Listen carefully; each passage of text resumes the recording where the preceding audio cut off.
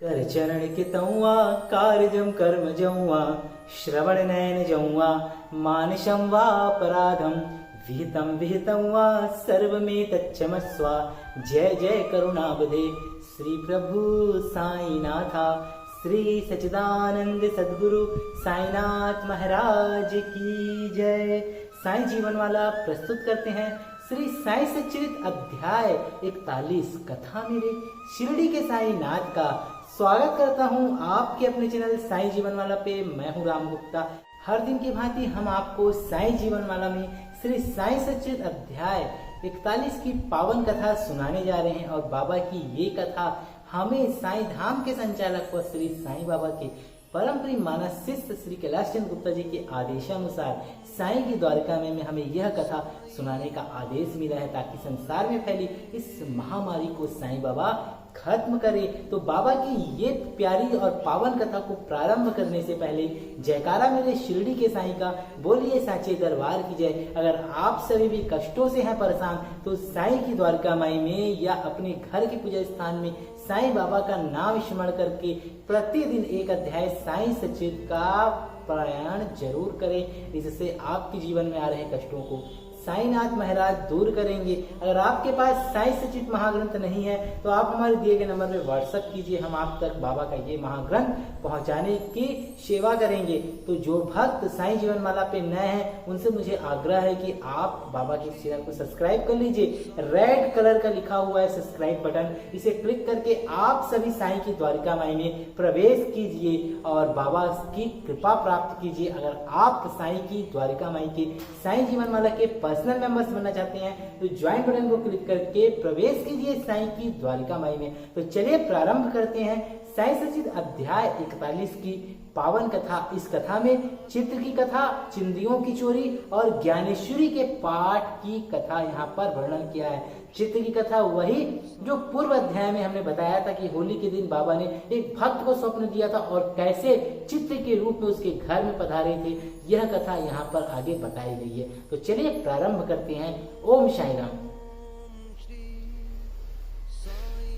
गत अध्याय में वर्णित घटना के 9 वर्ष पश्चात अली मोहम्मद हेमंत पंत से मिले। मतलब उस घटना के चित्र की कथा के 9 साल बाद हेमंत पंत से मिले अली मोहम्मद और वही पिछली कथा निम्नलिखित रूप में सुनाई। एक दिन बंबई में घूमते फिरते मैंने एक दुकानदार से बाबा का चित्र को खरीदा, उसे फ्रेम करवाया और अपने घर मध्य बंबई की बस्ती में लाकर दीवार पर लगा दिया। बाबा से स्वाभाविक प्रेम था, इसलिए मैं प्रतिदिन उनका श्री दर्शन किया करता था। आप लोग से भी आग्रह कि प्रतिदिन सुबह उठकर साईं के मुख का दर्शन जरूर करें, इससे बहुत ही पुण्यदायी फल आपको प्राप्त होगा। और जब उसने दर्शन किया करता था, जब मैंने आपको वह चित्र भेंट किया तो उनके 3 माह पूर्व मेरे पैर में सूजन आने के कारण शल्य चिकित्सा भी हुई थी। मैं अपने साले नूर मोहम्मद के यहाँ पड़ा हुआ था। खुद मेरे घर पर 3 माह से ताला लगा था और उस समय वहां पर कोई न था, केवल प्रसिद्ध बाबा अब्दुल रहमान मौलाना साहेब मोहम्मद हुसैन साईं बाबा और ताजुद्दीन बाबा और अन्य संत चित्रों के रूप में वहां पर विराजमान थे। परंतु काल चक्र ने उन्हें भी ना छोड़ा और मैं वहां बीमार पड़ा हुआ था। तो मेरे घर में उन लोगों को कष्ट क्यों हो, ऐसा समझ में आता है कि वे आवागमन, जन्म और मृत्यु के चक्र से मुक्त नहीं है। अन्य चित्रों की गति तो उनके भाग्य अनुसार हुई, परंतु केवल श्री साईं बाबा का ही चित्र कैसे बच निकला, इसका रहस्य अभी तक कोई नहीं समझ सका।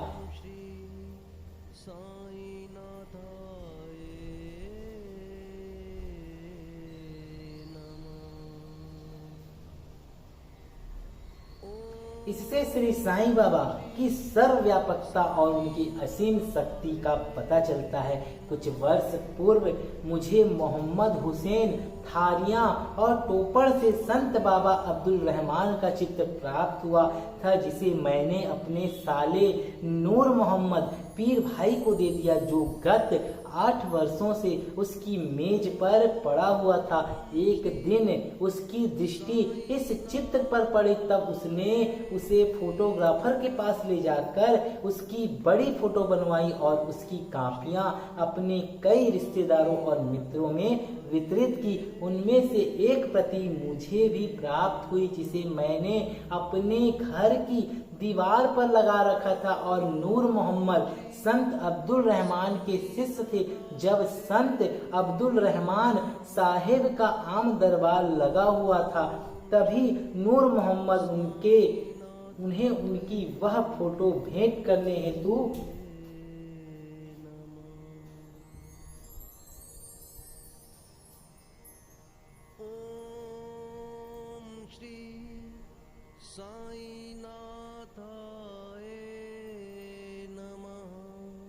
उनके समक्ष उपस्थित हुए। फोटो को देखते ही वे अति क्रोधित हो नूर मोहम्मद को मारने दौड़े तथा उन्हें बाहर निकाल दिया। तब उन्हें बड़ा दुख हुआ और निराशा हुई। फिर उन्हें विचार आया कि मैंने इतना रुपए खर्च व्यर्थ ही किया। इसका परिणाम मुझे अपने गुरु के क्रोध और अप्रसन्नता का कारण बना।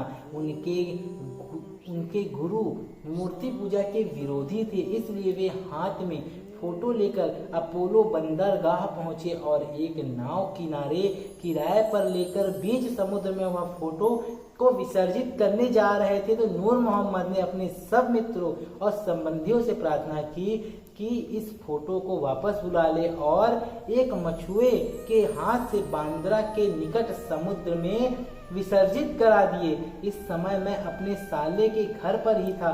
तब नूर मोहम्मद ने मुझसे कहा कि यदि तुम संतों के सब चित्रों को समुद्र में विसर्जित कर दोगे तो तुम शीघ्र ही स्वस्थ हो जाओगे। यह सुनकर मैंने मैनेजर मेहता को अपने घर पर भेजा और उसके द्वारा घर में लगे हुए सब चित्रों को समुद्र में विसर्जित करा दिया। तो महापश्चात जब मैं अपने घर वापस लौटा, तब बाबा का चित्र पूर्वत ही लगा देखकर मुझे महान आश्चर्य हुआ। मैं समझ ना सका कि मेहता ने अन्य सब चित्र तो निकाल कर विसर्जित कर दिए, पर केवल यही चित्र कैसे बच गया। तब मैंने तुरंत ही उसे निकाल लिया और सोचने लगा कि कहीं मेरे साले की दृष्टि इस चित्र पर पड़ गई तो वह इसकी भी इतिश्री कर देगा। जब मैं ऐसा विचार कर ही रहा था कि इस चित्र को कौन अच्छी तरह संभाल कर रखेगा, और तब स्वयं श्री साईं बाबा ने सुझाया कि मौलाना इस्मो मुजावर के पास जाकर उनसे परामर्श करो और उनकी इच्छा अनुसार ही कार्य करो। मैंने मौलाना साहब से भेंट की और सब बातें उन्हें बतलाई। कुछ देर विचार करने के पश्चात वे इस निर्णय पर पहुंचे कि इस चित्र को आपको हेमंत पंत को ही भेंट करना उचित है, क्योंकि केवल आप ही इसे उत्तम प्रकार से संभालने के लिए सर्वथा सत्पात्र हैं। तब हम दोनों ने आपके घर आए और उपयुक्त समय पर ही यह चित्र आपको भेंट कर दिया। तथा इस कथा से विदित होता है कि बाबा त्रिकाल ज्ञानी थे और कितनी कुशलता से समस्या हल कर भक्तों की इच्छाएं पूर्ण किया करते थे। निम्नलिखित कथा इस बात का प्रतीक है कि आध्यात्मिक जिज्ञासाओं पर बाबा किस प्रकार स्नेह रखते तथा किस प्रकार उनके कष्ट निवारण कर उन्हें सुख पहुंचाते हैं। बोलिए साईनाथ महाराज की जय। श्री साई सचित अध्याय 41 की ये पावन कथा अभी जारी है। आप सभी अगर इसे पूर्ण सुनना चाहते हैं और इस कथा से लाभ प्राप्त करना चाहते हैं तो जल्दी से सब्सक्राइब बटन को क्लिक कीजिए, बेल आइकन को ऑन कर दीजिए ताकि सर्वप्रथम इस कथा के आगे का प्रसारण आप तक पहुंच सके। अगर आप साईं जीवन माला के साईं की द्वारका माई के पर्सनल सदस्य बनना चाहते हैं तो ज्वाइन बटन को क्लिक करके ज्वाइन कीजिए। बने रहे साईं जीवन माला के साथ। बाबा आपका भला करे। जीवन में आ रहे कष्टों को दूर करने के लिए प्रतिदिन एक अध्याय श्री साईं सचित महाग्रंथ का जरूर पढ़ें। इस अध्याय को पढ़ने से हमारे साथ क्या क्या चमत्कार हुए हम साईं सच्चित की इस महाग्रंथ के पूर्ण होने के बाद आपको जरूर बताएंगे और प्रत्यक्ष उदाहरण दिखाएंगे, तो आप भी मानेंगे साईं का चमत्कार। जल रही है साईं की अखंड धुनी। कष्टों से है परेशान तो एक हफ्ता की लकड़ी बाबा के नाम। कष्टों से है परेशान एक हफ्ता मनोकामना पूर्ति होती। बाबा के अखंड ज्योत में तेल का दान करें। अगर आप बाबा की भव्य समाधि मंदिर के निर्माण में सहयोग करना चाहते हैं तो मंदिर के अकाउंट में अपना सहयोग प्रसारित कर सकते हैं। कहते हैं मंदिर के निर्माण में 1 रुपए का भी दान सर्व बाधा मुक्त और सर्व कष्टों को दूर करता है। तो जल्दी से कीजिए दान और बनाए अपना नाम, क्योंकि बाबा करेंगे आपके जीवन में खुशियां ही खुशियां प्रदान। ओम साई राम, ओम साई राम।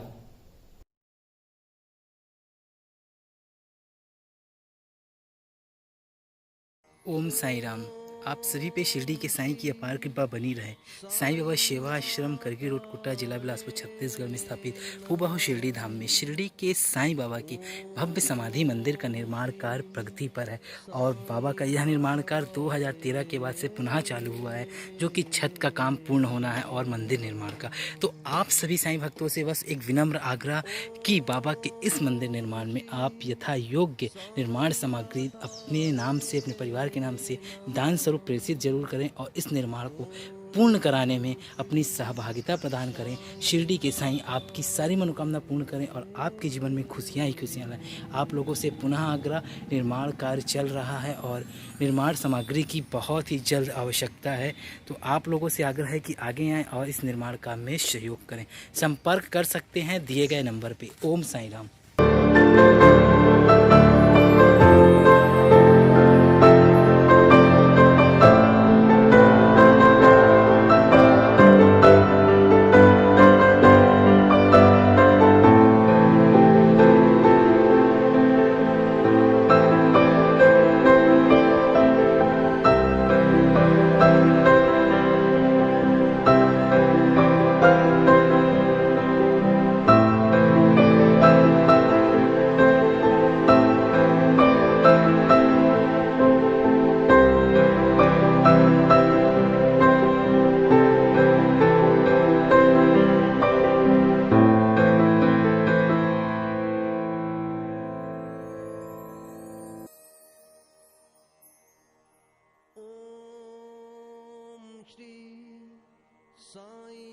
साईनाथाय नमः।